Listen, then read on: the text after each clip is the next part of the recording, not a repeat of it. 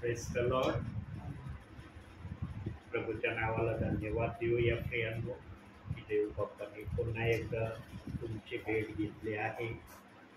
पुन्हा एकदा तो आज आपल्या परिवारामध्ये आत्म्याने आलेला आहे, सेवकाला देहाने पाठवलेला आहे. प्रियांनो, देवाचं लक्ष स्वर्गामध्ये नाही. देवबाप स्वर्गामधल्या गतविधीकड जरासही ध्यान लक्ष देत नाही. पण स्वर्गातले स्वर्गदूत रात्रंदिवस प्रभूची स्तुती आराधना केल्याशिवाय राहत पण नाही. त्यांच्या स्तुती आराधनेकडे त्याचं एवढं लक्ष नाही जेवढं लक्ष पृथ्वीवरचा विश्वासणारा सेवक एक हालेलुया शब्द म्हटला रे म्हटला, देवाचा आत्मा लगेच त्या सेवकाकडे विश्वासणाऱ्याकडे येतो आणि त्याला जे काही त्या विश्वासणाऱ्याला सेवकाला द्यायचं आहे ते देऊन प्रभूचा आत्मा जातो. पृथ्वीवर आम्ही प्रभूची आठवण करणं गरजेचं आहे. अंतिम समयामध्ये पुष्कळ जण प्रभूची आठवण करण्यापासून माघार घ्यायला सुरुवात करतील. बघा प्रियांनो, पहिले विश्वासणाऱ्यांची सेवकाला तर वैयक्तिक प्रार्थना, गुप्त प्रार्थना करावीच लागते. आणि जो सेवक गुप्त प्रार्थना, वैयक्तिक प्रार्थना करत नाही, मग त्याचं प्रभूचं नातं कसं आहे ते सेवकाला प्रभू आपोआप सांगतो. पण काही विश्वासणारे पहिले गुप्त प्रार्थना करायचे, पण आता तेही गुप्त प्रार्थना करत नाही. आम्ही प्रभूची संगती कधीही सोडली नाही पाहिजे प्रियांनो. आम्ही प्रभूच्या संगतीमध्ये राहण्याचा होईल तेवढा प्रयत्न आमच्या जीवनामध्ये करणं गरजेचं आहे. म्हणून विचाराच्या माध्यमातून चालत असताना एक शब्द बघूया आपण. मत्तेकृत शुभवर्तमान 24वा अध्याय 12वं वचन. 24:12. हो.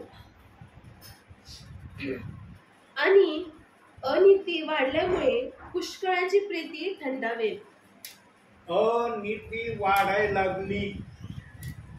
जो जगातल्या गोष्टीकड आपलं लक्ष प्रभूपेक्षा जास्त द्यायला सुरुवात ज्याने केली, तो आपली वैयक्तिक प्रार्थना, गुप्त प्रार्थना यापासून दूर झालेला आहे किंवा होत आहे.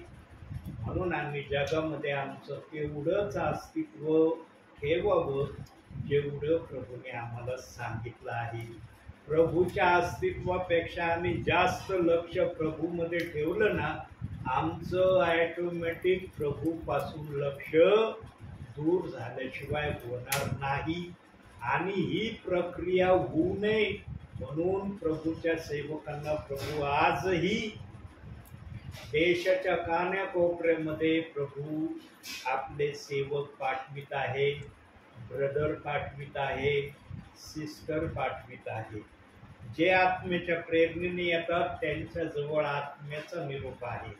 म्हणून आजचा जो काही निरोप प्रभू आपल्याला देणार आहे त्या निरोपाला पाहण्या अगोदर आपण देवाच्या उपस्थितीमध्ये देव आलेला आहे त्याचा आपण गौरव करूया. प्रार्थनेने या भक्तीची सुरुवात करूया. सुरुवातीची प्रार्थना करते. आपण प्रार्थना करू. पवित्र पवित्र पवित्र पवित्र पवित्र हे आमच्या आकाश आणि पृथ्वीच्या निर्माणकर्त्या आमच्या महान परमेश्वरा, दया प्रथमता तुला उंचविते, तुला गौरविते, तुला मान देते माझे बाप्पा. प्रभू प्रार्थना करते, दया आज तू आम्हाला दिवसभर सांभाळून परमेश्वरा तू तुझ्या गौरवासाठी या सायंकाळच्या समय आम्हा सर्वांना एकत्रित केलं. प्रभू तुझ्या नावाला धन्यवाद देते माझे बाप्पा. प्रभू प्रार्थना करते, दया तुझा सेवक परमेश्वरा इथे वचन पेरण्यासाठी आला असं परमेश्वरा त्याला तू विशेष प्रकारे प्रभू आशीर्वादित कर. दया प्रार्थना करते प्रभू ते जे काही संदेश सांगायचे होते बाप्पा प्रभू त्याला तुझ्या ज्ञानाने तुझ्या पुण्य मार्गदर्शनाने परमेश्वरा त्यांना तू भरून काढ माझ्या देव बाप्पा. त्यांना योग्य ते मार्गदर्शन कर प्रभू, त्यांना ज्ञान आणि बुद्धी पुरव माझ्या परमेश्वरा. आणि ते जे काही वचन प्रेझेंट आहेत माझ्या बाप्पा, ते वचनाचं आम्ही 60 पट 70 पट नाही तर परमेश्वरा 100 पट द्यावं, त्या वचनाद्वारे चालावं, बोलावं आणि शिकव माझ्या जय बाप्पा. अशी तुझ्या चरणी प्रभू प्रार्थना करते. त्यांना तू विशेष प्रकारे प्रभू आशीर्वादित कर. एवढी लहानशी नम्र विनंती धन्यता प्रभू येशू ख्रिस्त याच्या गोड आणि पवित्र नावाने केली म्हणून पितात नाही. आमेन. विचाराच्या माध्यमाला अजूनही आपण कंटिन्यू ठेवू, कारण देवाचं गौरव प्रथम होणं गरजेचं आहे. कधी कधी सेवक विचाराच्या माध्यमातून विसरून जातो की प्रथम देव बाप्पाला गौरव देणं गरजेचं आहे. पण देवाचा आत्मा देवाच्या सेवकाला कुठं ना कुठं स्टॉप करून आपली गौरवाची प्रार्थना, गौरवाची सुरुवात करूनच घेतो. प्रीती थंड होण्याचं मुख्यत्वे कारण अखिल जगामध्ये अनीती आहे, आणि जिथं अनीती वाढली आहे तिथं विश्वासणाऱ्यांमध्ये प्रीती थंड व्हायला सुरुवात झालेली आहे. प्रीती त्यांची थंड होते प्रियांनो, जे वचनाप्रमाणे चालत नाही. जे वचनाप्रमाणे चालतात त्यांची प्रीती कधी ठसत नाही. ते प्रभूच्या सांगण्याप्रमाणे केल्याशिवाय राहत पण नाही. आम्हाला प्रभू जे सांगल ते आम्ही ऐकणारे असावे, आणि त्या प्रकारे आम्ही आमचं भावी जीवन प्रभूमध्ये जगण्याची तयारी प्रभूच्या उपस्थितीमध्ये दाखवणं पण तेवढंच महत्त्वाचं आहे. प्रियांनो, आज ज्या वचनाकडे देव बाप्पाने मला दाखवले किंवा ज्या वचनाचं मी थोडंसं मनन केलेलं आहे, त्या वचनामध्ये पण हीच गोष्ट आहे की नम्र राहणं, प्रभूशी विश्वासू चालणं आणि प्रभूच्या आज्ञेप्रमाणे वागणं. एका महान अशा सेवकाने बायबलमध्ये करून दाखवलंय. बोलला नाही, तो करून दाखवलंय. आणि त्या सेवकाच्या द्वारे देवाने इतका मोठा आशीर्वाद त्या सेवकाला दिला की तो सेवक आज प्रभू जवळ आहे, पण त्याचं गौरव पवित्र आत्मा निरनिराळ्या सेवकांच्या द्वारे, ब्रदरांच्या द्वारे, सिस्टरांच्या द्वारे संदेशामध्ये केल्याशिवाय राहत नाही. तर पाहूया त्या सेवकाचं नाव काय आहे. त्यासाठी काढूया आपण उत्पत्तीचं पुस्तक 15वा अध्याय 6वं वचन. 15वा अध्याय 6वं वचन. अब्रामाने परमेश्वरावर विश्वास ठेवला आणि अब्रामाचा हा विश्वास परमेश्वराने त्याचं नीतिमत्व गणिला. बघा प्रियांनो, निस्ता विश्वास अब्रामाने प्रभूवर ठेवला आणि त्याला नीतिमत्वाचा राजा म्हणलं तर काय वाईट होणार नाही.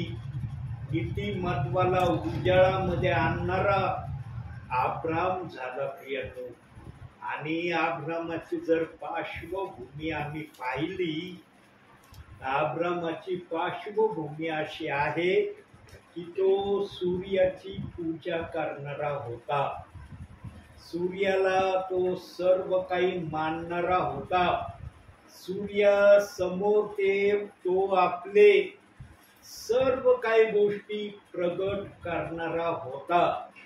परंतु जेव्हा देव बाप्पाने अब्रामाला कॉलिंग केलं, त्याला सांगितलं तू आपलं घर, आपले नातेवाईक, आपला देश सगळं सोडून मी तुला दाखवीन त्या देशाकडे जा. नुसतं दाखवीन त्या देशाकडे जाण्याचं प्रभू बोलला. प्रभू म्हणला नाही तुला मी या ठिकाणी पाठवित आहे, या ठिकाणी तू जा. मी दाखवीन त्या ठिकाणी तू चल. आणि अब्रामामध्ये एक स्वभाव होता, तो ऐकण्याची वृत्ती ठेवायचा. यानो ख्रिस्ती जीवनामध्ये जो ऐकतो ना, त्याचं फार चांगलं देव बघतो. कारण देवाला माहित आहे कोणीही व्यक्ती चांगला नाही. सर्वजण पापाने घाण झालेले आहेत, मलिन झालेले आहेत आणि पापामुळं ते देवाला कसं जाणायचं, कसं ओळखायचं, कसं त्याच्यामध्ये चालायचं याची त्यांना जाणीव नाही. हे देव बाप्पाला समजतं. म्हणून अब्रामाला जेव्हा कॉलिंग केली तेव्हा अब्रामाने देवाचं ऐकलं. अब्रामने म्हणला मी माझ्या देशामध्ये राहीन, माझ्या नातेवाईकांमध्येच राहीन, इथं राहूनच तुला माझ्याकडून काय करून घ्यायचं ते करायला मी तयार आहे. प्रत्युत्तर त्या समयातले विश्वासणारे कधी देवाला बोलत नव्हते. निमूटपणे ऐकायचे, त्याप्रमाणे करायचे. अब्रामाने निमूटपणे ऐकलं आणि ज्या वाटेने प्रभू म्हणला निघ, त्या वाटेने तो निघला. पण जेव्हा तो आपल्या पत्नीला घेऊन निघला तेव्हा त्याचा पुतण्या लोक आणि त्याची बायको हे देखील त्यांच्याबरोबर निघाले. अब्रामाने त्यांना पण नाकारलं नाही. चला यायचं ना माझ्याबरोबर, चला तुम्ही पण. आणि त्यांना घेऊन तो प्रभू दाखवित होता त्या वाटेने कनान देशाची वाट अब्रामाला प्रभूने दाखवली. पण प्रभू म्हणलं नाही की तुला मी कनान देशात घेऊन चाललोय. रस्ता तो दाखवला, परंतु ठिकाण देव बाप्पाने सांगितलं नाही की तुला कनान देशात मी घेऊन चाललोय. कारण जाण्याचा रस्ता जंगलाचा होता, निरनिराळ्या मार्गाने जाण्याच्या वाटा होत्या. देव बाप्पाने अब्रामाला कनान देशाकडून प्रामुख्याने घेऊन गेलेला आहे. पण जाताना देव बाप्पाने निरनिराळे प्रांत, निरनिराळे ठिकाणं अब्रामाला दाखवले. सदोम गोमोरा हे देखील ठिकाण अब्रामाला प्रभूने दाखवलं आणि त्याच्यातून बाहेर यांना कसं काढलं ते आपल्याला उत्पत्तीच्या 17व्या अध्यायामध्ये माहीत आहे की कसं त्यातून देव बाप्पाने यांना बाहेर काढलं. यांनो निरनिराळ्या अनुभवामधून अब्रामाला देव बाप्पाने कनान देशाकडेच घेऊन गेला. हे देव बाप्पाला प्रामुख्याने सांगायचं आहे. यांनो ऐकल्यामुळं नीतिमत्व त्याला मिळालं. आज आम्हाला काय प्राप्त करायचंय? आज अब्रामाच्या जागेवर आम्ही आहेत ना, तुम्ही आहे, मी आहे. आम्ही प्रभूवर विश्वास ठेवलाय. कशाला ठेवलाय?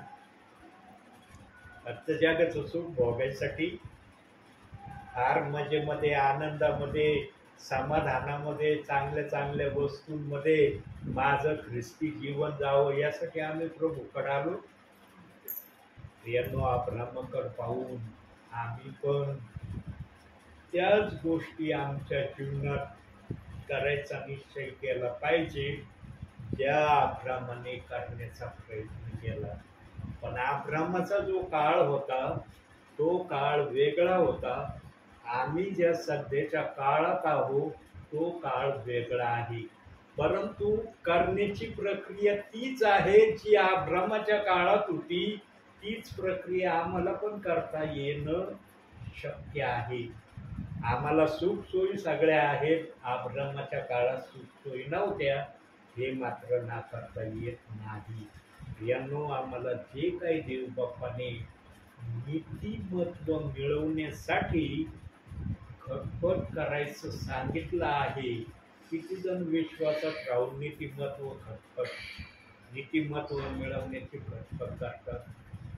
यांनो नीतिमत्वामध्ये चालण्यासाठी आमचं देवाबरोबर चालणं, देवाच्या संपर्कात आम्ही राहणं सर्वात महत्वाचं आहे.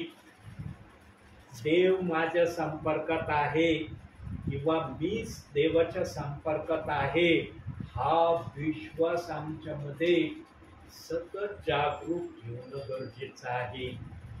आज अनेकांचा संबंध देव बाप्पा बरोबर नाही.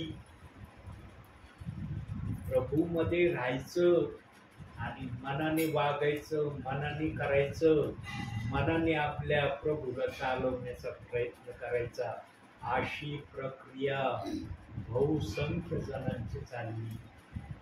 जीवनामध्ये कधीही प्रभूला तुम्ही चालवण्याचा प्रयत्न करू नका. तुम्ही जर प्रभूला चालवण्याचा प्रयत्न केला ना प्रियांनो, प्रभू कधीच तुम्हाला त्याच्या मनामध्ये ज्या योजना त्याने घेऊन तुम्हाला आपल्या राज्यात आणलंय त्या योजना तो तुम्हाला कळवणार नाही आणि सांगणार पण नाही आणि त्या योजनेप्रमाणे तुम्हाला वागू पण देणार नाही. बघा, घोडा इतका तगडा प्राणी आहे ना, किती तगडा प्राणी आहे. घोड्याला लगामाशिवाय आकळता येत नाही. लगाम जर असला ना, किती तगडा घोडा असू द्या, तो लगाम त्याला मजबूर करतो की ज्याच्या हातात लगाम आहे त्याचं गपचूप ऐकन, तो जे म्हणन ते गपचूप कर. आमचा पण लगाम आहे ना प्रभूच्या हातात असला पाहिजे. आमचा लगाम जर प्रभूच्या हातात असला ना, प्रभू बरोबर आम्हाला ज्या प्रकारे चालवायचंय, ज्या प्रकारे घडवायचंय, ज्या प्रकारे आम्हाला वाढवायचंय ते केल्याशिवाय राहणार नाही. पण काही जणांचा लगाम प्रभूच्या हातात नाही. बघा, एखाद्या घोड्याचा लगाम जर कुणाच्या हातात नसला तो बेफामजा होतो. तो ऐकत नाही कोणाचं, त्याला धरता पण येत नाही लवकर, कारण त्याची रनिंगच इतकी फास्ट आहे. त्याच्या रनिंग पुढं माणसाची रनिंग काही करू शकत नाही. म्हणून सुटलेला घोडा पकडणं फार कठीण असतं. पण लगामामध्ये असलेल्या घोड्याला नीट करणं सोपं जातं. तसं प्रियांनो, आम्ही जर प्रभूच्या नियंत्रणामध्ये, प्रभूच्या सानिध्यात असलो, प्रभू आमच्यावर नियंत्रण ठेवी. आम्ही जर नियंत्रणामध्ये प्रभूच्या नसलो ना, आमचं मन सर्व करायला मान्यता देईल, फक्त प्रभूचं गोष्टी करायला आम्हाला कंटाळा येईल. प्रभूचं म्हणलं की आम्हाला मोठं ओझं आमच्या छातीवर आल्यासारखं होईल आणि ते ओझं आलेलं एक जांभळीतून प्रगट होईल. मनुष्याला सगळं करायला आवडतं. प्रभूचं म्हणलं ना तिथं मनुष्याचं मन जड होतं. आणि कोणाचं मन जड होतं? जे ऐकत नाही, वचनात नाही, त्यांचंच होतं. जे वचनात आहेत, ऐकतात, त्यांचं मन कधीच असं होत नाही. प्रभूला आजही आपल्या विश्वासणाऱ्यांना तयार करण्याची इच्छा आहे. बघा, येण्याचा समय आलाय प्रभूचा. कोणत्याही समयात प्रभू येणार आहे. तरी प्रभू आपल्या लोकांना आजही नीटनेटकं करण्याची वचनातून तयारी दाखवतो. नीतिमत्व मिळवण्यासाठी प्रामुख्याने 2 गोष्टी जर आम्ही आमच्या जीवनामध्ये सातत्याने ठेवल्या ना प्रियांनो, आम्हाला प्रभूच्या मार्गामध्ये किमान नीट चालता येईल. नीतिमत्व आम्हाला मिळो अगर नाही मिळो, पण आम्ही सातत्याने प्रभूच्या इच्छेप्रमाणे चालणारे तर प्रभूला दिसू. त्या कोणत्या 2 गोष्टी आहेत की ज्याद्वारे आम्ही सातत्याने प्रभूच्या नजरेमध्ये चालणारे होऊ, ऐकणारे होऊ? त्यातली पहिली गोष्ट पाहूया, काढूया. त्यासाठी योहान शुभवर्तमान 10वा अध्याय 3रं वचन. योहान 10वा अध्याय 3रं वचन. ज्याच्यासाठी द्वारपाल दार उघडतो, मेंढरे त्याची वाणी ऐकतात आणि तो आपल्या मेंढरांना ज्याच्या त्याच्या नावाने हाक मारितो व त्यांना बाहेर नेतो. ऐकणे जीवनामध्ये सर्वात उत्तम मार्ग आहे. आज इतके मोठमोठाले सेवक होऊन गेले, बायबलमध्ये मोठमोठाले राजे होऊन गेले, संदेष्टे होऊन गेले, सेवक होऊन गेले. यांना देव बाप्पाने ज्या दर्जेचं नाव दिलं ते का दिलं? कारण त्यांनी ऐकलं प्रभूचं. ज्याला जो दर्जा देव बाप्पाने दिला त्याने त्या दर्जाचा आदर करण्यापेक्षा प्रभूचा आदर जास्त केला. आमच्या जीवनामध्ये आम्ही आमच्या पदाला कधी सन्मानित करू नये. आमच्या जीवनात आम्हाला जो प्रभू सांगतो त्याचा आम्ही सन्मान करणं गरजेचं आहे. म्हणून वचन सांगतं, तू आपल्या मुखाने आपली स्तुती करू नको, तुझी स्तुती दुसऱ्याने केली पाहिजे. नेहमी जीवनामध्ये प्रियांनो, आमची स्तुती दुसऱ्याने करावी या अपेक्षेचं जीवन प्रभूमध्ये जगण्याची आम्ही तयारी दाखवली ना, प्रयत्न केले ना, या प्रयत्नाला यश आल्याशिवाय राहणार नाही. कुठं दिलाय हा शब्द पाहूया जरा. नीतिसूत्रे 27वा अध्याय 2रं वचन.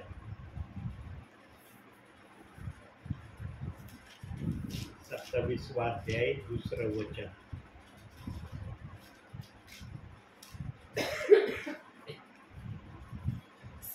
स्वमुखाने नव्हे तर इतरांनी, आपल्या तोंडाने नव्हे तर परक्यांनी तुझी प्रशंसा कर. तुझी प्रशंसा केली पाहिजे, परक्यांनी केली पाहिजे. कोणताही व्यक्ती आपल्या स्वतःची प्रशंसाच करणार आहे.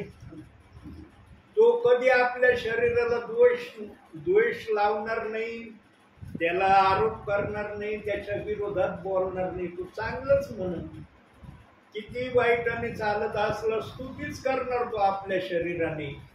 पण देव बाप्पाने इथं सांगितलं की तुझी प्रशंसा, तुझी स्तुती परक्यांनी जर केली तर तू माझ्यासाठी धन्य आहे.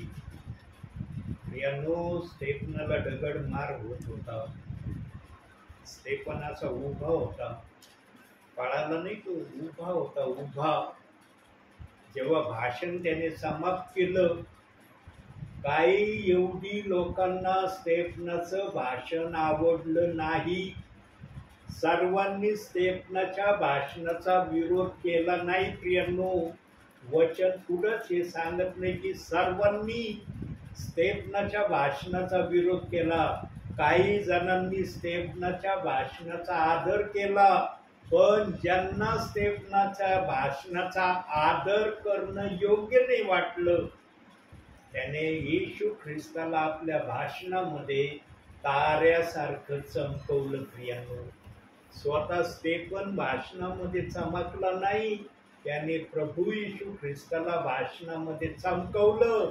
आणि हे त्याचं कृत्य काही यहुदी लोकांना आवडलं नाही, त्यांना ते मान्य झालं नाही. म्हणून त्यांनी गोटे उचलले आणि स्टेफनाला मारायला लागले.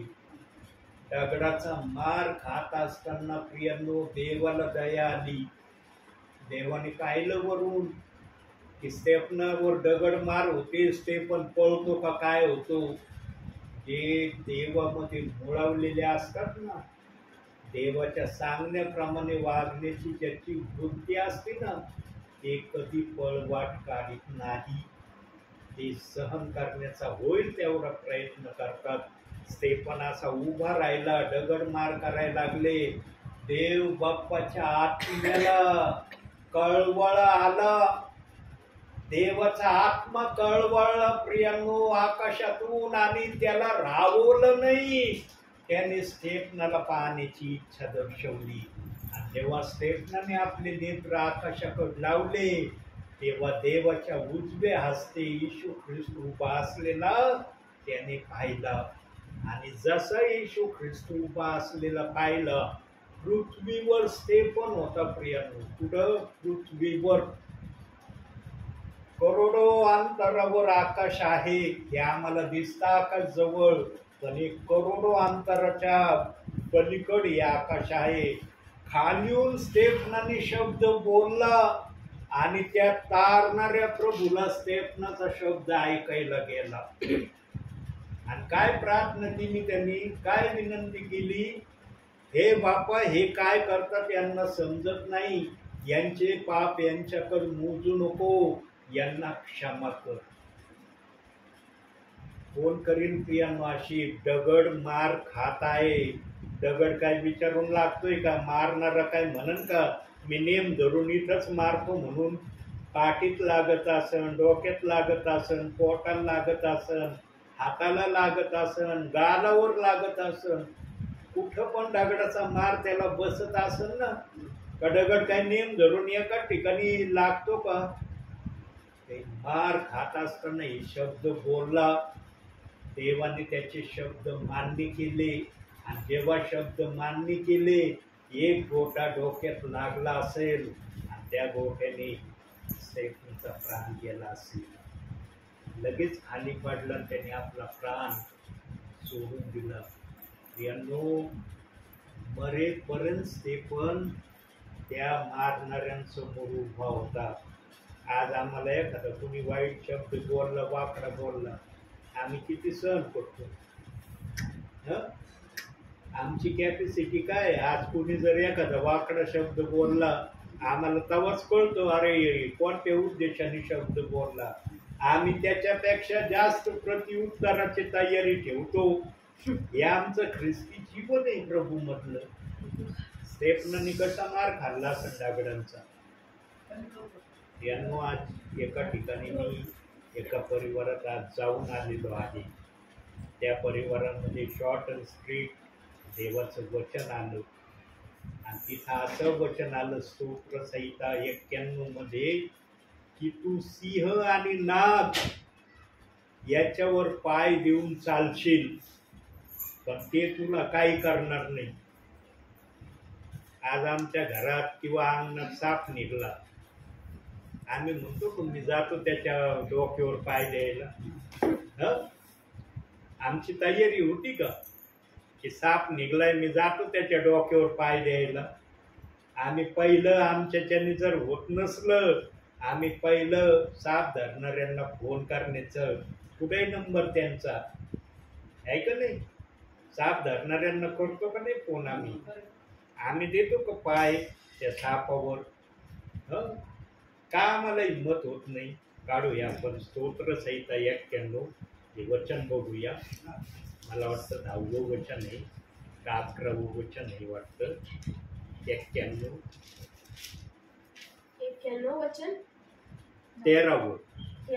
हो. तू सिंह व नाग ह्याच्यावर पाय देऊन चालशील, तरुण सिंह व अजगर ह्यांना तुडवीत चालशील. आम्ही चालतो का तुडवीत त्यांना? आता देव बाप्पाचा हा शब्द वचन आत्म्याने लिहिलेला आहे आणि ते आमच्यासाठी देवाने दिलंय. किती जण असं करतात? किती जणांना म्हणता येतं की मी असं करतो, साप निघाला तर त्याच्या डोक्यावर पाय देण्याची तयारी करतो, हातामध्ये लाकूड न घेता. का आमच्यामध्ये हे साहस हिंमत येत नाही? कारण आम्ही त्या प्रकारे वागण्याची तयारी दाखवत नाही प्रभूला, ज्या प्रकारे वागण्याची प्रभू आमच्याकडून अपेक्षा करतो. प्रियांनो, साधू सुंदर सिंग आपल्या भावी जीवनामध्ये नागव्या पायाने, पायात चप्पल न घालता त्या महान देवाच्या दासाने प्रभूची सेवा केली. इतका कोट्यवधी आमिर घराण्यामधला साधू सुंदर सिंग होता, पण जेव्हा प्रभूने त्याला दर्शन दिलं तेव्हा त्याने सगळं काही प्रभूसाठी सोडून दिलं. त्याच्या आई बापाने त्याला पूर्ण आपल्या प्रॉपर्टीतून सगळ्यातून बेदखल केलं, तरी साधू सुंदर सिंगनी माघार नाही घेतली. देवासाठीच तो जगला आणि देवासाठीच त्याने आपलं जीवन दिलं, असं आम्हाला साधू सुंदर सिंगच्या जीवनातून माहीत आहे. त्यांची साक्ष आहे.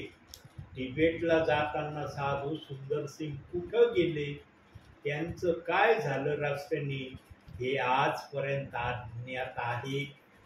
आजपर्यंत याचा शोध लागलेला नाही की तिबेटला जाताना साधू सुंदर सिंग वर काय झालेलं आहे किंवा काय रस्त्याने त्यांच्यावर प्रतिक्रिया झाली ते आजपर्यंत कोणाला माहीत नाही. प्रियांनो, त्यांच्या साक्षीतून हे शब्द ऐकायला मिळतात.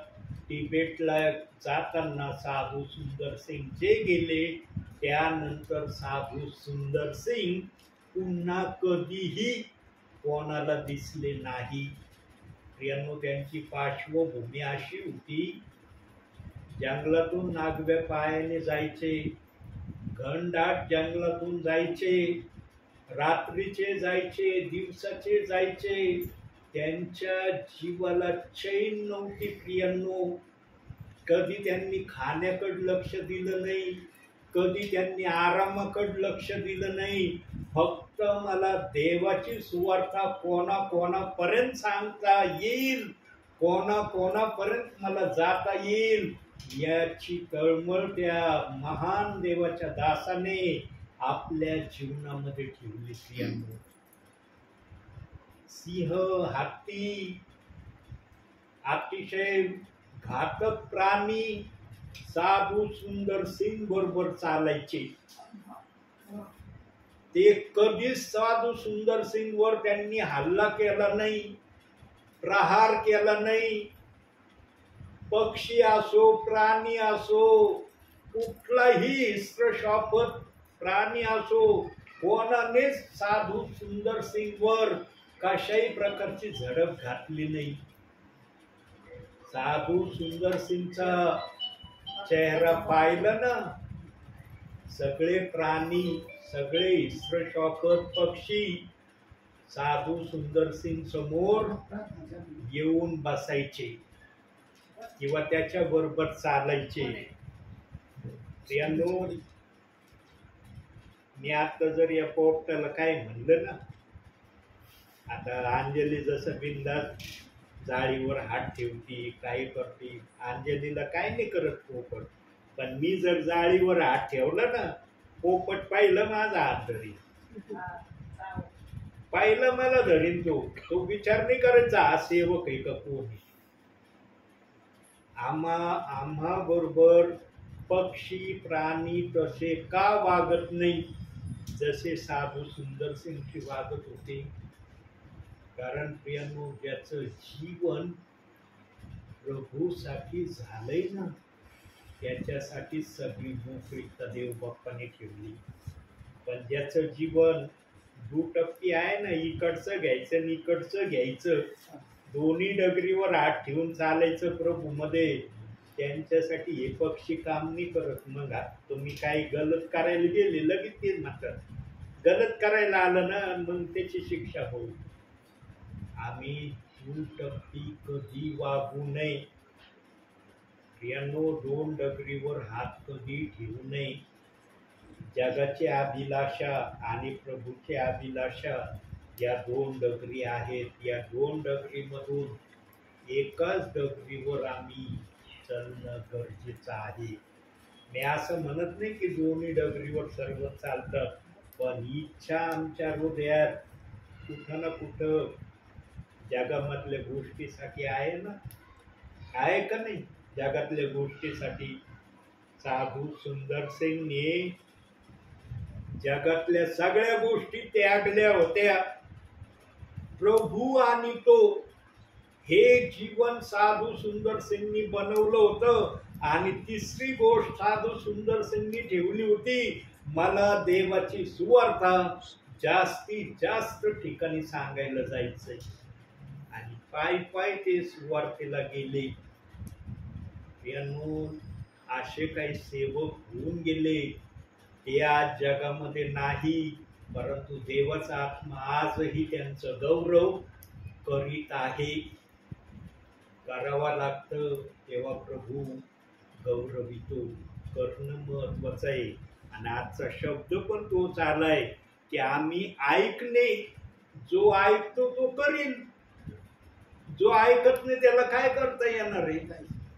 काय ऐकलं तर करण्याची तयारी होईल ना. म्हणून वचनात सांगितलं, माझी मेंढरे माझी वाणी ऐकतात. मी त्यांना ओळखतो आणि ज्याच्या त्याच्या नावाने मी त्यांना हाक मारतो. आमची ओळख सर्वप्रथम प्रभू बरोबर चांगली असली पाहिजे. प्रभूचा आणि आमचा संपर्क नेहमी आम्ही चांगला ठेवला पाहिजे. कामापुरता फक्त आमचा आणि प्रभूचा संबंध आम्ही कधी ठेवू नये. कामापुरता प्रभूचा संबंध जो ठेवतो ना प्रियांनो, तो भावी जीवनामध्ये प्रभूमध्ये कधीच यशस्वी होणार नाही. जगणे हे ख्रिस्त आणि मरणे हा लाभ, हे आमचं ब्रीद वाक्य प्रभूत आल्यावर जेव्हा आम्हाला हे वचन माहीत होईल तेव्हापासून आमचं जगणं असं आम्ही जर केलं प्रभूसाठी, निश्चित प्रभूचं गौरव आमच्याकडून झाल्याशिवाय राहणार नाही. शाऊलाचं पार्श्वभूमी काय होती? प्रभूत येणे अगोदर ख्रिस्ती लोकांना बेदम मारणारा, छळ करणारा, त्यांच्या विरोधात कारवाया करणारा शाऊल होता आणि वकील होता तो पेशाने. तो काय असं साधारण नव्हता. त्याला सर्व प्रकारचं शिक्षण माहीत होतं. शिक्षणाने निपुण असा तो होता, पण त्याला प्रभूच्या बाबतीत काहीच माहिती नव्हतं. प्रभूच्या बाबतीत तो लहान मुलापेक्षाही अज्ञानी होता. म्हणून तो एवढे छळ ख्रिस्ती लोकांचे करायचा आणि दहशतीचं वातावरण शाऊलाने ख्रिस्ती लोकांसाठी केलं होतं. त्याचं नाव काढलं तर लोकांना भीती वाटायची. ते म्हणायचे नको नका, त्याचं नाव नका काढू, कारण तो ख्रिस्ती लोकांचा फार कट्टर विरोधक आहे. पण त्याच विरोधकाकडून देव बाप्पाने आपलं महान सेवा करून घेतली. देव बाप्पाला असेच पात्र पसंत होतात प्रियांनो, जे पात्र त्याच्या विरोधात जास्त चालतात. आणि थोडा बहुत मी पण असाच होतो प्रभूमध्ये येण्या अगोदर. मी पण ख्रिस्ती लोकांचा फार विरोध करणारा होतो, काही पण त्यांना बोलणारा होतो. त्यांच्या बरोबर मी कधीच संगती ठेवली नाही. ख्रिस्ती व्यक्ती म्हटलं की त्याच्यापासून 2 हात मी लांब राहण्याचा सतत प्रयत्न करणारा होतो. यांनो जो करतो ना, जो तसं वागतो ना, देवाचा आत्मा त्यालाच बोलायला लावतो, कारण यांनी केलंय तसं. जो करीत नाही, ज्याच्या जीवनात होत नाही ना, त्याला बोलता येत नाही असं, कारण केलंच नाही त्यांनी. कुणाचं जरी लक्ष आमच्या वागण्याकड, आमच्या जीवनाकड लक्ष नसलं हरकत नाही. प्रभूचं लक्ष डोक्याच्या केसापेक्षा बारीक अशा गोष्टीकड प्रभूचं आमचं लक्ष आहे. आणि ज्याने जे केलंय ना, देवाला जिथं योग्य वाटेल तिथं देव बघते. सेवकाच्या मुखातून, विश्वासणाऱ्याच्या मुखातून, बहिणीच्या मुखातून सांगितल्याशिवाय राहत नाही. पण देवाला वाटलं तर आम्हाला वाटून काही उपयोग नाही. प्रियांनो, मी पण फार ख्रिस्ती लोकांचा विरोध करणारा होतो, हे मला थोडक्यात सांगायचंय. म्हणून देव बाप्पांनी पण मला सेवक बनवून ही सेवा करण्याची संधी दिली. आणि जेव्हा मला सेवक मी झालो तेव्हा मला कळलं सेवक म्हणजे काय. सेवक होण्या अगोदर मी पण फार परिश्रम घेतले. फार सेवेला पाळकांबरोबर गेलो. रात्रीच्या 1-1, 12-12 वाजेपर्यंत आम्ही सायकलवर त्या काळांमध्ये आम्ही प्रचाराला जायचो. यांनो, खूप सेवकांनी मला सेवेमध्ये शिकवलं की सेवा कशी करायची. आणि जेव्हा मी सेवेमध्ये निपुण झालेलो प्रभूला दिसलं, तेव्हा प्रभूने मला सेवक होण्याचा अधिकार दिला. आणि जो सेवक होण्याचा अधिकार प्रभूने दिलाय तो आजपर्यंत या दासाने टिकून ठेवलाय. भविष्याचं सांगता येत नाही, भविष्यात काय होईल, काय घडणार आहे मला माहित नाही. पण आतापर्यंत या सेवक पदाला या दासाने जपून आणि सांभाळून ठेवलंय. आणि जसं प्रभूची इच्छा आहे ते पूर्ण करण्याकडे जास्तीत जास्त मी लक्ष देत आहे. म्हणून दुसरी गोष्ट पाहूया आपण आता नीतिमत्व मिळवण्यासाठी. त्यासाठी योहानाचंच पत्र काढूया. 2 अध्याय 5वं वचन. फार महत्वाचा शब्द आहे. योहानकृत वर्तमान 2 अध्याय 5वं वचन.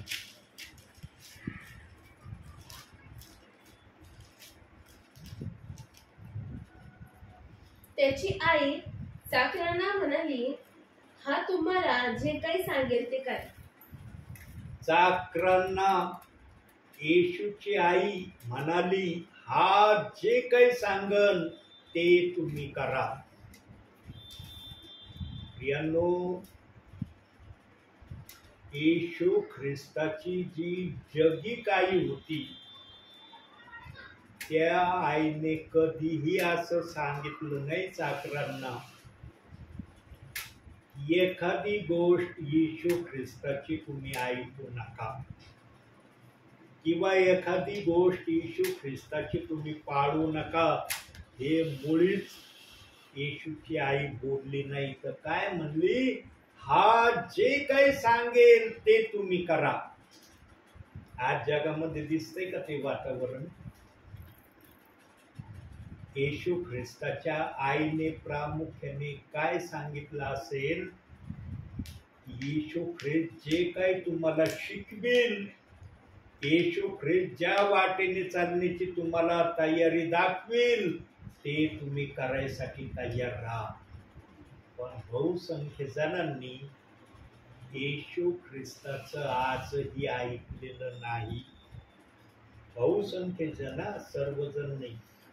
काही जण ऐकत आहेत, काही जण आजही येशू ख्रिस्ताचं ऐकत नाही.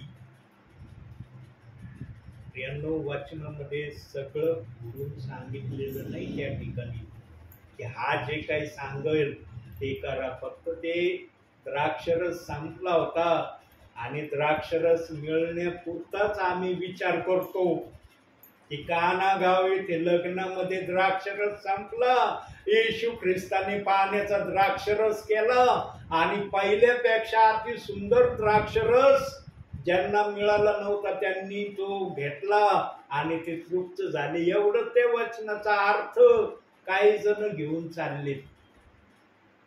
बायबलचं वचन तेवढ्याच गोष्टीला प्रमाणित करत नाही. प्रामुख्याने काय प्रमाणित करतं माहितीये? येशू ख्रिस्त जे आमच्यासाठी बोलेल ते आम्ही गपचूप ऐकावं. येशू ख्रिस्ताने सांगितलं का आपल्या विश्वासणाऱ्यांना की माझ्या बायबलच्या वचनाला तुम्ही दोष लावा, माझ्या वचनाच्या विरोधात तुम्ही चाला, माझ्या वचनाची काही पण अफवा तुम्ही विश्वासणाऱ्यांमध्ये फैलवा? सांगितलं का येशू ख्रिस्ताने? प्रियांनो, आत्म्याची भाषा नेहमी आत्माच प्रगट करतो. जगाची भाषा ना जगिकच असते, ती ताबडतोब कळती. येशू ख्रिस्ताने काय सांगितलं प्रामुख्याने माहिती आहे का प्रियांनो? जरा एक वचन बघूया आपण. योहानकृत शुभवर्तमान 14वा अध्याय 16वं वचन. हे प्रामुख्याने येशू ख्रिस्ताने सांगितलं, मी पित्याला विनंती करीन, मग तो तुम्हाला दुसरा कैवारी म्हणजे सत्याचा आत्मा देईल, अशासाठी की त्याने तुम्हाबरोबर सदा सर्वदा राहावे. दुसरा कैवारी देईल. दुसरा शब्द आलाय ना. पहिलं कैवारी का नाही म्हणलं येशू ख्रिस्त? येशू ख्रिस्ताला पहिलं कैवारी म्हणायला काय हरकत होती का? दुसरा का म्हणला? पहिलं का नाही म्हणला? आज बाप्तिस्मेचे 2 वचन जे म्हणतात ना, 2 वचन आहे, पण देवबाप 2 नाही म्हणत, 1 म्हणतो. 1 2 आहे पण एक धरून चला. पहिला बाप्तिस्मा सर्वजण करतात. पहिला बाप्तिस्मा कोणता? पिता पुत्र पवित्र आत्म्याचा बाप्तिस्मा हर विश्वासणारा जो प्रभूत येतो तो हा बाप्तिस्मा घेतोच. हा जर कुणी प्रेषित 2:38 वचनाच्या प्रमाणावर जर प्रभू मध्ये येतात तर त्यांना त्याप्रमाणे बाप्तिस्मा दिला जातो, तो भाग वेगळा आहे. पण बहुसंख्य विश्वासणारे पिता पुत्र पवित्र आत्म्याचा बाप्तिस्मा घेऊनच प्रेषित 2:38 वचनाकडे आलेले आहेत. बहुसंख्य जण, काही जण नसतील, तो भाग वेगळा आहे. ते कोण असतील मला माहिती नाही, पण बहुसंख्य जण पिता पुत्र पवित्र आत्म्याचा बाप्तिस्मा घेऊनच प्रेषितांची कृत्ये 2 अध्याय 38व्या वचनाकडे आलेले आहेत. जे कोणी या प्रकारे आले, प्रभूने त्यांना नाकारलंय का? प्रभू म्हणला का तुम्ही माझे नाहीत, आता माझं तुमचं नातं तुटलं, तुम्हाला मी ओळखीत नाही, असं प्रभू म्हणलंय का? पण आज या बाप्तिस्म्याला घेणाऱ्या विश्वासणाऱ्या बरोबर इतर जण कसे वागत आहेत आहे ना उदाहरण तुमच्याजवळ. ते म्हणतात ना, वर हाजी आजी माग दगलबाजी, असं काही जीवन चाललंय काही जणांचं. हाजी आजी करायची त्यांची, पण त्यांचीच दगलबाजी करायची, त्यांनाच ना करायचं, त्यांच्या विरोधातच काही बोलायचं, त्यांचे शब्द ऐकायचे नाही, त्यांच्या सांगण्याप्रमाणे वागायचं नाही. हे चाललंय ना आजही. पण प्रेषित 2:38 मध्ये जो आत्मा येशू ख्रिस्त बोललाय ना, दुसरा काही वारी येईल आणि तो माझ्याविषयी सांगल.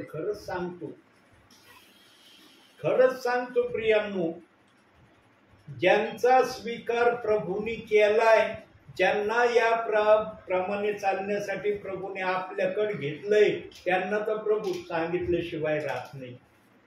जसा मी प्रेषित 2:38 वचनाकडे आलो प्रियांनो, फिरून मी माघारी कुठं फिरलो नाही. म्हणलं प्रभू आता याच्यातच राहील, याच्यातच माझी जीवन यात्रा मी समाप्त करेन. देवाने मला भरपूर शिकवलं, पण माझ्याजवळ इतके अनुभवाचे साधनं माझ्याजवळ मी जमा केली होती. माझ्या संदेशाच्या वया नेहमी ग्रेट मी ठेवल्या. साधारण माझ्या वया नव्हत्या, पण जेव्हा या वचनाकडे आलो ना, मी माझ्या वया देखील थांबवल्या. पण आज मला देव बाप्पाने माझ्या ज्या बॅगमध्ये ठेवलेल्या वहीतून एक वही काढायला लावली. मला काढ बाहेर, कवर बॅगमध्ये ठेवी तो तिला वापर तिचा. आणि आता नव्याने संदेश फक्त 3 वचन, 3 पॉइंटमध्ये वचन लिहिले. तुम्ही निळ्या अक्षरात लिहिले ना, एवढा संदेश आहे माझा. बाकी हे नाही, फक्त 4 वचनामध्ये मी आज बोलत आहे. 3 वचन सांगितले, 1 वचन अजून बाकी राहिलंय. 3 वचनात बोलत असताना एवढा वेळ झालाय आता, जेवढा त्याच्यामध्ये रेकॉर्ड झालाय माझा. प्रियांनो, सांगायचं एवढंच आहे प्रभूला, की आम्ही जे ऐकतो ते करणारे असलं पाहिजे. आम्ही जर करणारे नाही ना, म्हणून मारिया म्हणली, हा जे काही सांगत ते तुम्ही करा. आणि त्यांनी केलं. येशू ख्रिस्त म्हणला, ते दगडी घागरी भरा पाण्याने, नुसते पाण्याने भरल्या. प्रभूने चमत्कार करता सुंदर असा द्राक्षरस त्याच्यामध्ये तयार झाला. त्यांनी जर त्या घागरी भरल्या नसते तर रांजणं, ते म्हणले असते नाही आम्ही नाही भरीत, पाणी नाही टाकीत, पाण्याने कुठं द्राक्षरस होणार आहे का, पाण्याने काय होणार आहे. त्यांनी शंका जर आणली असती तर, प्रभू ज्यांना बोलवतो ना ते शंका धरत नाही, ते गपचूप ऐकतात. येशू ख्रिस्ताने कुठेही बायबलमध्ये सांगितलं नाही माझ्या वचनाला दोष लावा. पण आज जे कोणी वचनाला दोष लावित आहे ना, ते न्यायासाठी स्वतःला दिवसेंदिवस तयार करीत आहे, की मला न्याय सामनासमोर उभं राहायचं आहे. मागील संदेशात प्रभू बोलला, काय बोलला, पाप करणाऱ्याला जर देवबाप न्यायासाठी उभं करणार आहे, तर ज्यांनी वचनाला दोष लावलाय त्यांचा न्याय कसा असणार आहे. पाप करणाऱ्याचा न्याय प्रभू सोडणार नाही. तर ज्यांनी पवित्र आत्मेच्या वचनाला दोष लावलाय त्यांचा न्याय कसा असेल? फार भयानक स्थिती होणार आहे पुढील काळामध्ये. आता सर्व चाललंय व्यवस्थित, ज्याला त्याला वाटतं फार मजेत आहे मी, फार व्यवस्थित आहे मी. पण जेव्हा प्रभूचं राज्य येईल ना तेव्हा कळन व्यवस्थित आहे का काय. जो वचनाप्रमाणे चाललाय, ज्याने वचनाला दोष लावला नाही त्याचाच बचाव होणार आहे. आणि ही काळ्या दगडावरची पांढरी रेष आहे प्रियांनो. आज जरी ती पांढरी रेष समजत नसली ना, प्रभू स्वतः त्यावेळेला दाखवील की जो माझा सेवक माझ्या आत्म्याच्या प्रेरणेने बोलत होता ना, 100% खरं बोलत होता. तो कोणाला उंच करण्यासाठी फुसलवण्यासाठी बोलत नव्हता. तो खरं विधान माझ्या आत्म्याच्या प्रेरणेने बोलत होता. आज जर सगळेजण काळ्या दगडावरची पांढरी रेष प्रभूच्या वचनाला दोष न लावण्याची आहे मान्य करतील ना, तर वचनाला दोष लावणं पूर्णपणे बंद होईल. पण किती जणांची तयारी आहे आज अशी? किती जण म्हणतील मी तयार आहे असं करायला? आज तर काही जणांना तो रेफरन्स काढला ना, प्रेषितांची कृत्य 2 अध्याय 38व्या वचनाचा, ते बेभान होऊन जातात. त्यांना समजत नाही आम्ही कसे बेभान झालो आणि आम्ही काय करत आहोत. इतका राग येतो काही जणांना ते वचनाचा रेफरन्स ऐकला तर. ते वचन ऐकल्यावर काय होईल विचार करा प्रियानो. न्यायाच्या समयामध्ये प्रभूंनी जर विचारलं की ह्या रेफरन्स ऐकल्यावर काय होत होतं तुझं, कसा न्याय होईल त्यांचा? कसा न्याय होईल? आज सगळं सोपं चाललंय, सगळं सोपं चाललंय, हे सोपं चाललंय, ते सोपं चाललंय. दोष लावून प्रभूमध्ये राहून मी स्वर्गाचा आहे म्हणणं चाललंय. पण तो राजा उभा आहे. त्याने राजाने प्रथम पेत्राला स्वर्गाच्या दरवाजेवर उभं केलंय का नाही? पेत्राची परवानगी घेतल्याशिवाय कोणाला आत येता येणार नाही. लक्षात ठेवा, पेत्राला आदेश आहे, ज्यांनी वचन ऐकलंय, ज्यांनी वचनाला दोष लावला नाही त्यांनाच आत सोडायचं. ज्यांनी वचनाला दोष लावलाय त्यांना बाहेर उभं करायचं. मी आल्यावर बघन त्यांना. पेत्र उगाच उभं नाही राहिलं स्वर्गाच्या दरवाजेवर. 11 शिष्य नाही राहिले, पण एकालाच उभं करायला प्रभूला का आवडलं? कारण त्या शिष्याने त्या वचनाची सुवार्ता सांगितली आणि ज्यांनी ती सुवार्ता मान्य केली त्यांना तो आनंदाने आत सोडणार आहे. ज्यांनी नाही ना मान्य केली त्यांना थांबवणार आहे. थांबायचं, प्रभू येईल, प्रभू तुम्हाला विचारणं करील. प्रभू जर म्हणला यांना आत घ्या, मी लगेच आत घे. प्रभू काय विचारेन आम्हाला सांगता येईल का? मला येईल का सांगता की प्रभू काय विचारणार आहे किंवा काय बोलणार आहे? तिथं गेल्यावर कळणार आहे प्रभू काय बोलणार आहे. ही परिस्थिती आमच्या जीवनात येऊ नये म्हणून आज सेवकांना प्रभू पाठवतोय आणि सांगतोय की ऐका, वचनाला दोष लावू नका. आज ऐकण्यामध्ये आणि करण्यामध्ये विश्वासणाऱ्यांचं आणि सेवकांचं कल्याण आहे, हे शेवटी प्रभूला सांगायचंय. आणि या प्रक्रिया अब्रामाने आपल्या जीवनात केल्या म्हणून प्रभू पण म्हणला, आकाशाकडे पहा, आकाशातले तारे जर तुला मोजता आले तर मोज. या प्रकारे मी तुझी संतती करीन, वाळूच्या कणासारखी तुझी संतती मी या पृथ्वीवर बनवीन, करीन. आणि त्याचं वचन आणि पुरावा दिलाय. काय दिलाय? एक वचन आणखी पाहूया. उत्पत्तीचं पुस्तक 3रा अध्याय, सॉरी उत्पत्ती म्हणलो का मी? गलती करायचं पत्र नवीन करारामध्ये. पत्र करंतीकाराच्या नंतर दुसरे करंतीकाराच्या नंतर गलतीकाराचं पत्र, तिसरा अध्याय 29 वचन. आणि तुम्ही जर ख्रिस्ताची आहात तर अब्राहमाचे संतान आणि अभिवचनाच्या द्वारा वारिस आहात. अभिवचनाद्वारे तुम्ही वारिस आहात आणि अब्राहमाचे संतान आहात. अब्राहमाच्या विश्वासाप्रमाणे ज्यांनी आपला विश्वास आपल्या जीवनात ठेवलाय ते अब्राहमाचे संतान आहे असं ते वचन सांगतंय. आम्ही अब्राहमाचे संतान आहोत का हे प्रथम आम्हाला तपासणं गरजेचं आहे. आम्ही जर अब्राहमाचे संतान असलो ना तर आम्ही वारिस आहोत. आम्हाला अधिकार आहे प्रभू बरोबर राज्य करण्याचा. जर आम्ही अब्राहमाचे संतान त्याप्रमाणे नाही, ज्याप्रमाणे अब्राहम देवाचा झाला तसा गुण जर आमच्यामध्ये नाही येत तर समजून घ्यायचा आमचा न्याय निश्चित आहे. आणि जे वचनाला दोष लावतात त्यांचं काय मग? बघा, परत प्रश्न प्रभू करतोय. जे वचनाला दोष लावतात, वचनाच्याच विरोधात शिकवतात, वचनाच्या विरोधातच विश्वासणाऱ्याला चालण्यासाठी प्रवृत्त करतात, आशांचा न्याय कसा होईल? कधीही चूक भुलीनी पण वचनाला दोष लावण्याचा विचार आपल्या मनात आणू नका.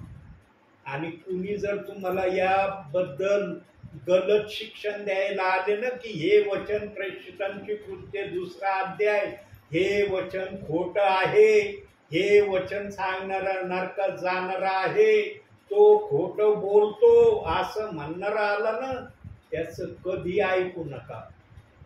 बायबलचा आत्मा कुठंच सांगत नाही प्रेषितांची कृत्ये 2 अध्याय 38 वचन गलत आहे.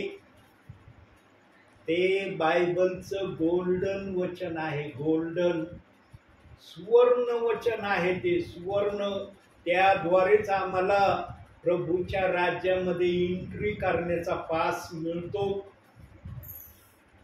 एंट्रीचा पास भेटणं आणि पास न भेटणं या 2 गोष्टी आहेत. आज फक्त 2 बाप्तिस्मेच्या वचनामुळं काही जण अडखळलेत, काही सेवक अडखळलेत. बस याच्या पुढे जायची तयारी दाखवत नाही. आम्हाला बस येशूंनी सांगितलं ना जगाच्या शेवटापर्यंत सदोदित मी तुझ्या बरोबर आहे. मग प्रेषित 2:38 बरोबर कोण आहे? त्याच्या बरोबर कोण आहे? आम्हाला 2 हात दिलेत ना 2 हात. आम्ही म्हणतो का एकाच हाताचा वापर करून, एका हाताचा मी काहीच वापर नाही करणार. जरी दिले देव बाप्पाने 2 हात, मी एकच हात वापरीन. एकाच हाताने मी सगळं करून, एका हाताला म्हणून तू काही करू नको, माझ्या शरीराचा भाग आहे पण तुझा उपयोग मी करणार नाही म्हणतो का आपण? सांगा कोणता व्यक्ती आहे की तो म्हणतो मी एकाच हाताचा वापर करतो, एक हाताला मी वापरीतच नाही? येतं का म्हणता? जर असं म्हणता येत नाही तर बायबलमध्ये 2 वचन आहे ना, दोन्ही वचनाचा उपयोग करणं गरजेचं आहे. एकाला धरायचं एकाला सोडायचं, त्याच्या विरोधात काही अफवा सांगायची इतरांना, हे चुकीचं काम आहे. याला देव बाप्पाची मान्यता कुठंच नाही.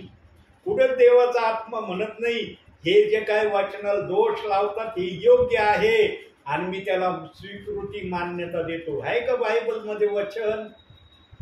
कुठंही असा शब्द दिलेला नाही. यांनो, वचन देव बाप्पाने आपल्या गौरवासाठी बायबलमध्ये ठेवलंय, तुमच्या आमच्या गौरवासाठी नाही ठेवलं. बाप्तिस्मेचे 2 वचन ना प्रभूच्या गौरवासाठी प्रभूने ठेवले, आमच्या गौरवासाठी नाही ठेवले. आम्हाला फक्त त्याप्रमाणे ऐकणं करणं यासाठी ते वचन आहेत. आम्ही जर करत नाही तर समजून घ्या आम्ही कसे आहेत प्रभूमध्ये, कसं चाललंय आमचं प्रभूमध्ये. नीतिमत्वाचं चालणं म्हणता येईल का वाचनाला दोष लावणाऱ्यांना? येईल का म्हणता?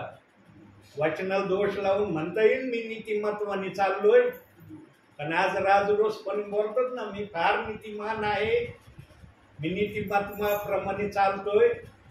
प्रेषित 2:38 वचन म्हणलं की मग सगळं सोडून देते. मग जो या वचनाचा रेफरन्स सांगेल त्याच्याबरोबरच हुज्जत घालायची तयारी. काही बोलायचं मग? तुम्ही गलत शिक्षण सांगतात, तुमचा फेत वेगळा आहे, तुमचं सगळंच वेगळं आहे, आम्ही त्याला मान्यता देत नाही. मग आमचं बायबल वेगळं कमून नाही? आमचं सगळंच वेगळं आहे, मग बायबल वेगळं पाहिजे ना आमचं. आमचं बायबल का वेगळं नाही? बायबल तेच आहे जे तुमचं आहे. खऱ्याला मरण नसतं, खरं प्रगट होतं प्रियांनो. कोणत्या हद्दीपर्यंत पवित्र आत्मा कोणत्या शब्दाला तुम्हाला कळवित आहे, सांगत आहे, हे लक्षात घ्या. बघा आज प्रोग्रामला तुमच्या घरातले प्रियजन गेले ना, आहे ना साक्षीदार तुम्ही की गेलेत म्हणून? मी म्हणू शकत होतो ना घरातले प्रियजन गेले, आज नाही मी सेवा करत, जातो मी. काय 1-2 जणांना वचन सांगायला मला काही मजा नाही येणार आज. मी म्हणू शकत होतो ना, माझा देव 1 जणाला वचन सांगण्याची तयारी ठेवतो, म्हणून मला म्हणलं गपचूप बस. गेलेत ना ते, जाऊ देते, तिकडे आनंद करायला गेले. माझंच गौरव इथं पण होणार आहे, तू गप बस इथं. आणि बोलतोय ना प्रभू वचनातून. यांनो ऐकणारे बना, अफवांवर विश्वास ठेवला ना, अफवा धोक्याची सिग्नल आहे. बायबल कुठेही अफवेचं शिक्षण देत नाही. प्रभू आत्म्याचं शिक्षण, आत्म्याचं मार्गदर्शन करतो. 2 हात आहेत ना, 2 वचन देव बाप्पाने दिलेत ना, दोन्ही वचनांचा स्वाद घ्या. एकाचा स्वाद घेतला, एकाचा स्वादच घ्यायचा नाही मला असं म्हणत बसू नका. प्रार्थना करा देव बाप्पाकड, देव बाप्पा तू 2 वचन ठेवले, माझ्यासाठी 2 वचन मान्य करण्याची स्वीकृती तुझ्याकडून आहे का? जर असली तर लवकर मला सांग. मी आतापर्यंत त्या वाचनाकडे लक्ष दिलं नाही किंवा त्या वाचनाच्या विरोधात मी चाललोय, पण माझं हे चालणं मला आता गलत वाटत आहे, चुकीचं वाटत आहे असं मला कळायला लागलंय. किंबहुना सेवकांचे संदेश ऐकून माझ्या हृदयात पवित्र आत्म्याचा थोडासा प्रकाश पडायला लागलाय. मी काय करू मला सांग. मी जे ऐकलंय ते फार गलत ऐकलंय, ते खरंय का तू जे सांगतोस ते खरंय मला सांग. देवाकडे विचार न करा प्रियांनो. आणि जर देव बाप्पाने तुम्हाला उशीर केला तर सेवकांच्या द्वारे प्रभू आत्म्याच्या प्रेरणेने तुम्हाला सांगतच आहे की त्या वचनाला दोष लावू नका. ते वचन दोष लावण्याचं नाहीये, ते वचन स्वीकारण्याचं आहे. पण तुमची स्वीकृती देव बाप्पाने ठेवली का नाही याची परीक्षण करा. आज ज्या पण ठिकाणी जातो ना, मी देवाला प्रथम म्हटलेलं आहे, मला अशा ठिकाणी प्रार्थनेला घेऊन जा जिथं तुझी मान्यता आहे. माझ्या मान्यतेला काही महत्व नाही. तू मान्यता ज्यांना दिली तिथं मी जायला तयार आहे. आणि सेवा तुझ्याच इच्छेने मी करणार आहे, माझ्या इच्छेने नाही. म्हणून देवबाप मला जिथं दाखवतो तिथंच मी प्रार्थनेला येतो. अतिशय धन्यवाद प्रियांनो. जिवंत देव बाप्पाचं वचन तुम्हाला विनामूल्य ऐकायला भेटतंय. काय परिश्रम केले का म्हणतात का तुम्ही? नाही ब्रदर, तुम्ही याने अगोदर फार परिश्रम केले आम्ही, तेव्हा तुम्ही येतात आमच्याकडं. आम्ही परिश्रम नसते केले तुम्ही कशाला आले असते म्हणतात का असं? देव बाप या सर्व गोष्टी तुमच्यासाठी होऊ देत आहे आणि सेवकाला सांगत आहे जा तिथं. मला देव सांगतो म्हणून मी येतो. मला देवांनी सांगणं बंद केलं ना, मी खरंच बोलणारा सेवक आहे. ज्या ठिकाणी देव बाप्पाने मला सांगायचं बंद केलं ना तिथं मी आजपर्यंत गेलो नाही. वर्ष झाले नाही गेलो. कधी मध्ये येतात त्यांचे फोन, ब्रदर का येत नाही?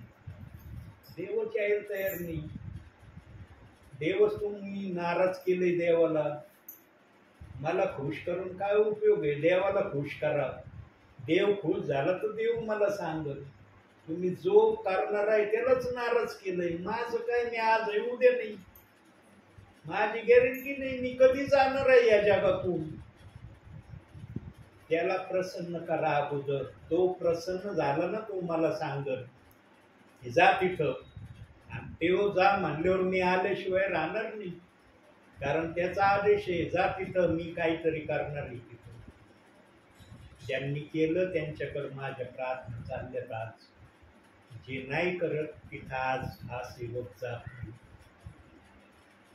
यांनो, देवाचं गौरव देवाच्या इच्छेने करण्यासाठी स्वतःला तयार करा. यासाठी देव बाप्पाने तुम्हाला निवडले. देवाचं गौरव तुमच्या इच्छेने करण्यासाठी देव बाप्पाने तुम्हाला मुळीच निवडलेलं नाही. त्याच्या इच्छेने तुम्ही त्याची सेवा करावी किंवा त्याच्या विश्वासात राहावं म्हणून देवाने तुम्हाला बोलवलंय की ये माझ्याकडं पाचारण केलंय. आपलं पाचारण टिकवून ठेवा. प्रभू येईपर्यंत आपल्या पाचरणाला कुठल्याही प्रकारचा धक्का लागू देऊ नका.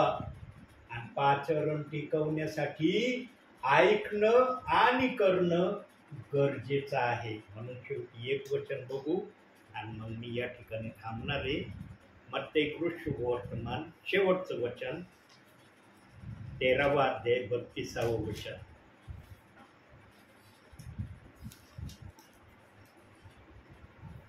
तो तर सर्व दाण्यांमध्ये लहान आहे, तरी वाढल्यावर भाज्यापेक्षा मोठा होऊन त्याचे असे जाण होते की आकाशातील पाखरे येऊन त्याच्या फांद्यात वस्ती करीतात. मोहरीचा दाना सर्वात लहान दाना आहे प्रियांनो, पण त्या दाण्यामध्ये देव बाप्पाने फार मोठं सामर्थ्य ठेवलंय. आणि समजण्यासाठी त्या झाडावर पक्षी येऊन आपली घरटी करतात, राहतात, हे उदाहरण ठेवलंय. रूपकामध्ये, रहस्यामध्ये प्रभू त्या ठिकाणी बोललाय. दुसऱ्या भाषेत प्रभूला या मोहरीच्या दाण्यातून काय सांगायचं आहे? तुमचा विश्वास अतिशय बारीक असला, लहान असला, पण तो विश्वास तुमचा प्रभूवर असला तर त्या बारीकशा विश्वासाला धरून मी तुम्हाला सामर्थ्यवान प्रभूमध्ये बनवीन.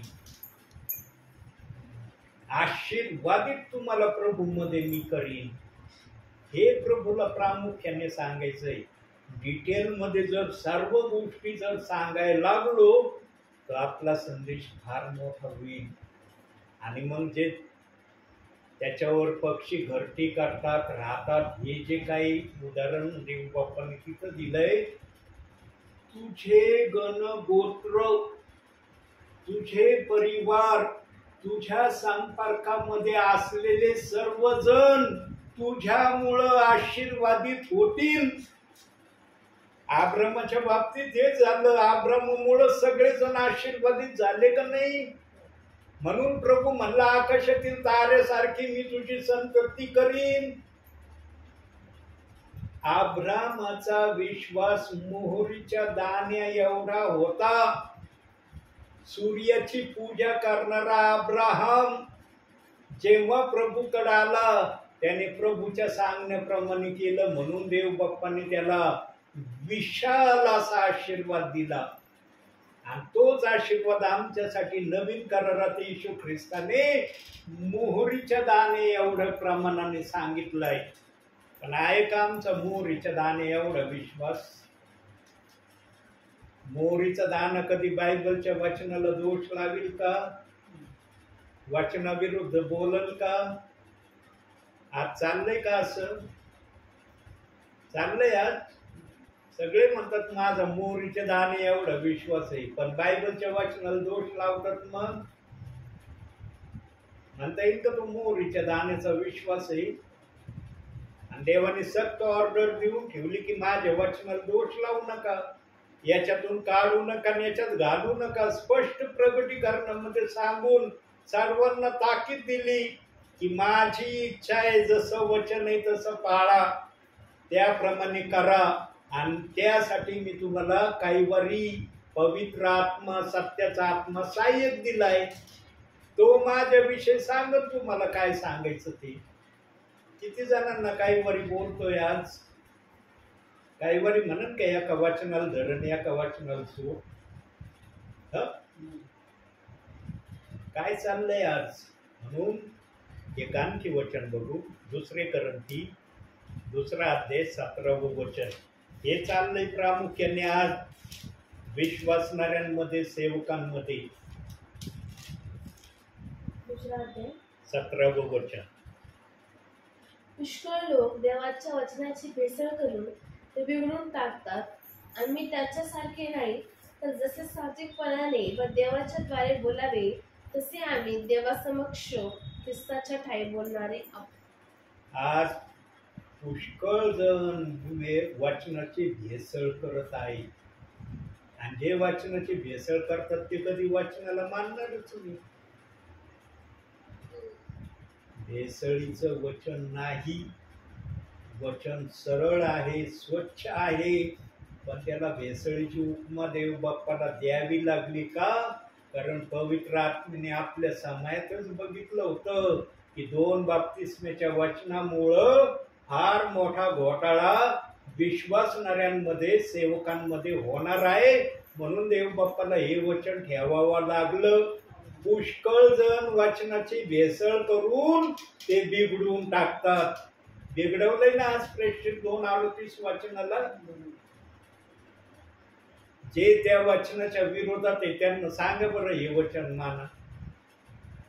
मला इथपर्यंत विश्वासणारे बोलले आम्ही मरू, पण प्रेषित 2:38 वचन कधीच स्वीकारणार नाही. मरण्याची तयारी मान्य केली, पण वचन स्वीकारण्याची स्वीकृती त्यांनी प्रगट केली नाही. माझ्या तोंडावर बोलले, आणि जे माझ्या तोंडावर हे विधान बोलले ना, वाक्य बोलले, रस्त्याने मी प्रभूला म्हणलं, प्रभू इतकं राजरोसपणे तुझ्या नावात राहणारे विश्वासणारे मला बोलायला घाबरत नाही. ते मला किरकोळ समजतात. तू आहे का किरकोळ त्यांच्यासाठी? बेधडक बोलतात ते. मला पाठवशील का पुन्हा तिथं? काही ठिकाणी प्रभूने मला पाठवलंच नाही. जे सुधारण्याच्या वाटेवर प्रभूला दिसले तिथं कालांतराने मी गेलो प्रभूच्या नावाने. पण जेव्हा कालांतराने गेलो ना प्रियांनो, त्या प्रियजनांनी इतकं आनंदाने वचन ऐकलं.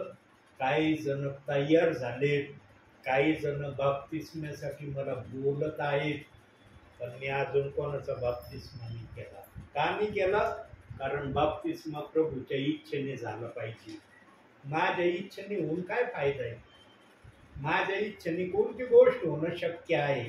प्रभूने मान्यता दिल्यावर त्या विश्वासणाऱ्यांना शब्द देऊन ठेवलाय मी की तुमचा बाप्तिस्मा झाल्याशिवाय राहणार नाही. आणि त्याच दिवशी बाप्तिस्मा होईल ज्या दिवशी प्रभू मला दाखवेल. इथपर्यंत मी शब्द देऊन विश्वासणारे त्या शब्दावर विश्वास ठेवून आजही प्रभूमध्ये चालत आहे. मी बाप्तिस्माची कधी उतावळी केली नाही प्रियांनो. प्रभूच्या इच्छेने बाप्तिस्मा झाला पाहिजे, म्हणून देव बाप्पू मला पण वचन सांगायला मला पाठवित आहे. वचन स्वीकारणं हे तुमच्यासाठी बाप्तिस्मा असू शकतं. म्हणून देव म्हणतो कोणत्याही वचनाला दोष लावू नका. आहे का तुमची तयारी वचनाला दोष न लावण्याची? आत्म्यापासून आपल्या आत्म्याला विचारा, तुझी आहे का तयारी वचनाला दोष न लावण्याची? जर तुम्हाला वचनाला दोष लावण्याची तयारी नसेल, तुमचा बाप्तिस्मा ऑलरेडी प्रभूच्या नजरेत झालाय. कृतीने फक्त जगासमोर दास प्रगट करणार. ऑलरेडी बाप्तिस्मा प्रभू यमवचन स्वीकारलं जातं ना, तेव्हा त्यांचा बाप्तिस्मा होतो.